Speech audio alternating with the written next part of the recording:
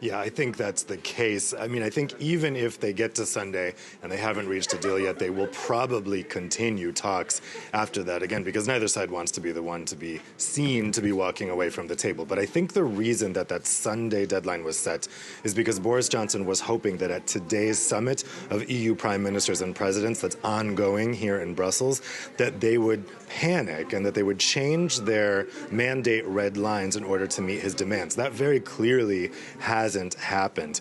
This was a mammoth session yesterday. They started meeting at 1 p.m. yesterday and didn't stop till 10 a.m. this morning. But in that almost 24 hours of talking, they didn't talk about Brexit until the very end, until this morning. And I'm told they spent less than half an hour talking about it. Commission President von der Leyen briefed the EU prime ministers and presidents about her dinner with Boris Johnson, and that was it. And then today, this afternoon, we heard that Paris and Berlin have rejected Boris Johnson's entreaties to hold phone calls with President Emmanuel Macron and German Chancellor Angela Merkel bilaterally, or maybe with the three of them, to try to resolve the impasse.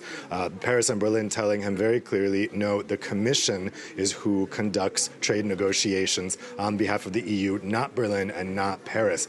This has been a recurring theme. Boris Johnson has kept trying to go around Brussels and talk to the EU capitals directly. Each time he's been rebuffed. That is a very sacred principle, that the Commission is the one that conducts negotiations. And in any event, it's not clear that talking to them would actually result in any movement, because both Paris and Berlin have stood very firm on this insistence that if the UK wants a Brexit deal, they have to agree to level playing field guarantees, something that Boris Johnson said he's unwilling to do.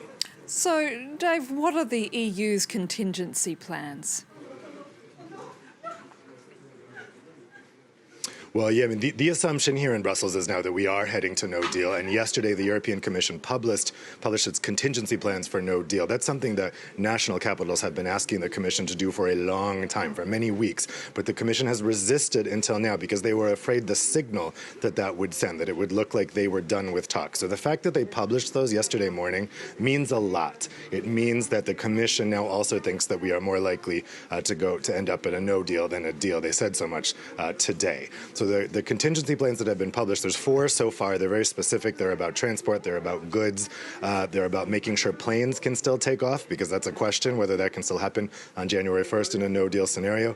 And finally, one of them is a request, actually, to the UK to be able to continue fishing rights in each other's waters, even if there's no deal.